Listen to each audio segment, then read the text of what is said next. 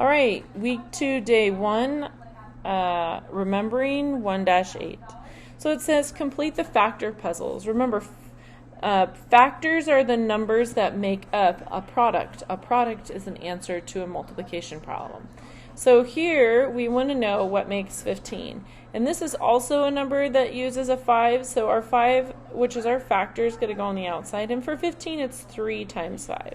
So I'm going to put my 3 there, and that means a 3 goes on the bottom.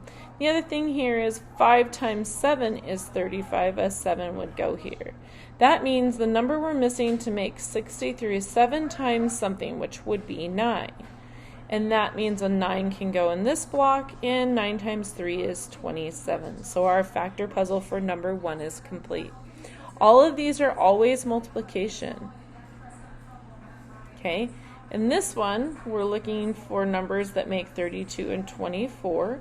The numbers that make 32 and 24 are 8, so 8 is the number similar going across the bottom, or the middle. And the bottom number for here, 8 times 3 is 24, and 8 times 4 is 32. So I put my 4 at the top and my 3 factor at top as well. And now I need to know 3 times what is 27? 3 times 9 is 27. And now 9 times 4, because 9 would go over here, is 36. If you are struggling with your math facts, you can just listen and copy, but you really do need to know your math facts very well in order to do these, so on your own. Otherwise, you can do them with me. Okay, so here we go again. For number 3, we have 40 and 35. A common factor between 40 and 35 is 5. And then 5 times 8 is 40. So we put an 8 at the top and the bottom, and 5 times 7 is 35. So we'll put a 7 at the top and the bottom as well. Now we need to figure out how many times does 8 go into 32? Well, 8 goes into 32 4 times. So we'll put a 4 on the left and a 4 on the right. Now that means when we come to this empty product box where our product would go, 7 times 4 is 28. So that's where I come up with those answers. We're solid on this one. Again, this is multiplication. These are products and these are factors. Next. For number 4, it says fill in the missing value in each rate table. So here we have our rate table.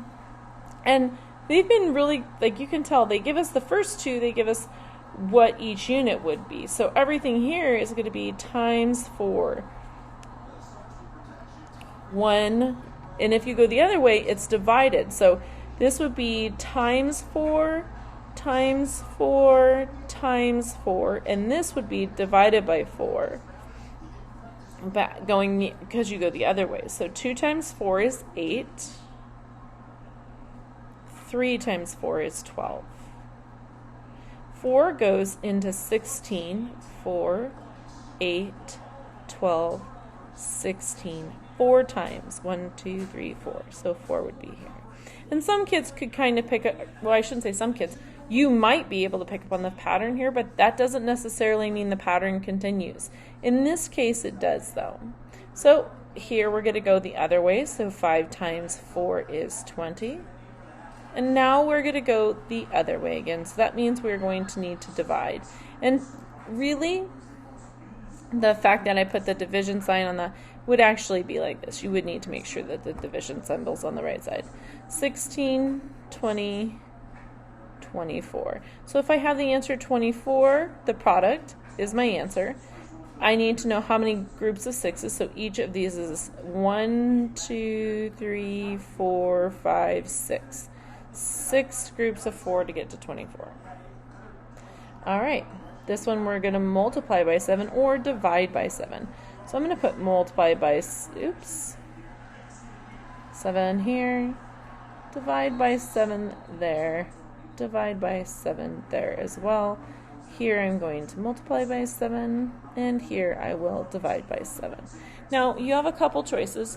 For this one, if you know your math facts, which is really their goal here, to introduce you guys more to math facts, I would, you can skip count.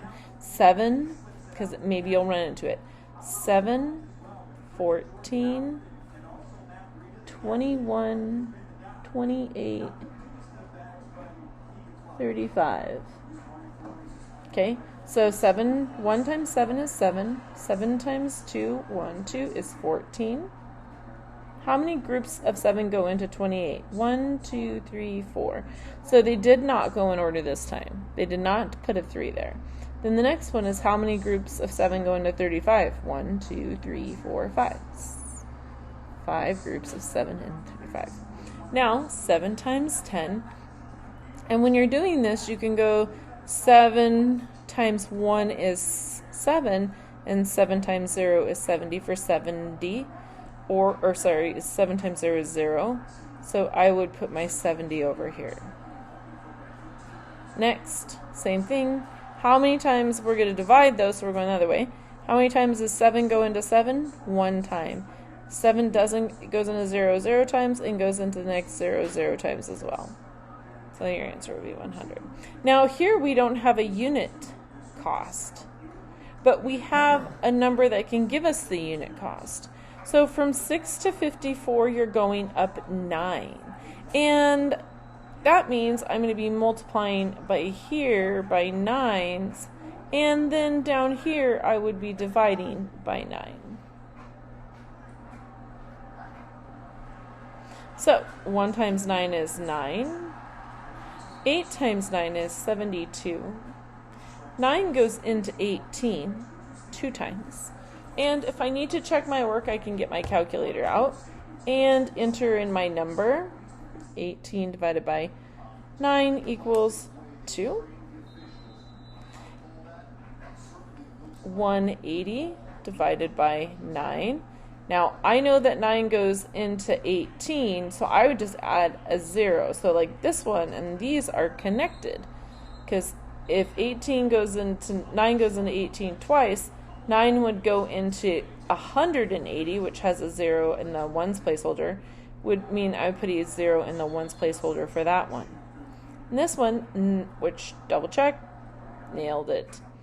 9 goes into 36 4 times. All right.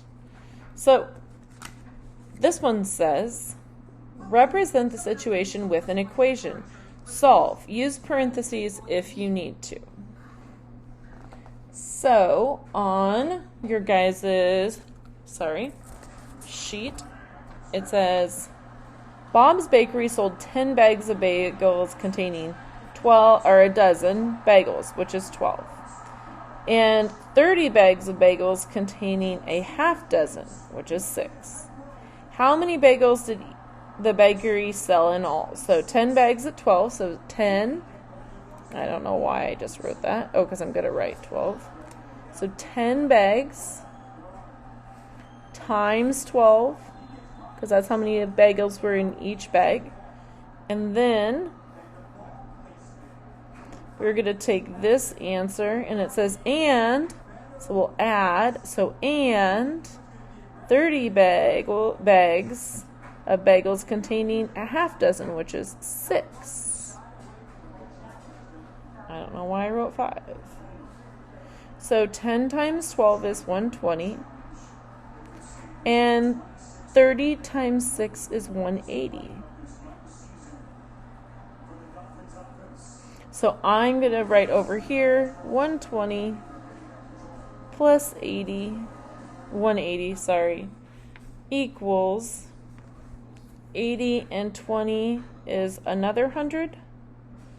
And if I wanted to, I could add it on the top and the bottom, which is good practice. Let me rearrange that. 0, 80 plus 20 is 100, so I'll carry my group of 100. And now I have 300. They sold 300 bagels. 300 bagels.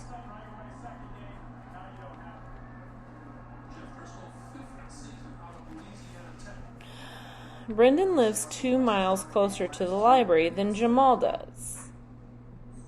Jamal lives 1 mile further from the library than Asha does.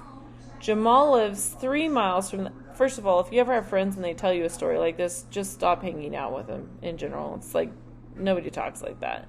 Jamal lives 3 miles from the library. How much closer to the library is Brandon than Asha? Okay, so if you were going to do this, so 2 miles closer to the library than Jamal does. And right here it says Jamal lives 3 miles from the library. So we have, for this one, Brandon lives 3 miles. Jamal lives 1 mile further from the library than Asha does. So we can do 3 minus the 2 for him. And then it says Jamal lives 1 mile further from so 3 minus 1. And you can do either one.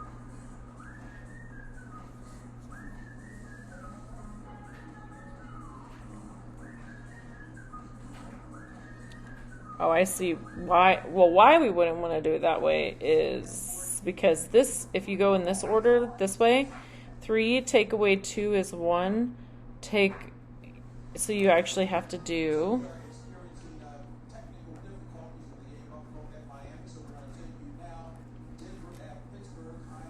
3 take away 1 first. And we'll put that in parentheses. And then we're going to do 3 take away 2. Because that's how far he lives from her. So 3 take away 2 and 3 take away 1. So that's how far they are from the library. So we would go 3 take away 1 is 2. And then we can leave our other function or symbol there, the subtraction one. And then 3 take away 2 is 1. And then 2 take away 1 is 1 mile closer. Yeah, if you did it the other way, you would actually end up with a negative number, which wouldn't work, because you can't, you would be, as long as you knew to interpret the negative sign as a closer symbol, that would work. But we'll go with this way.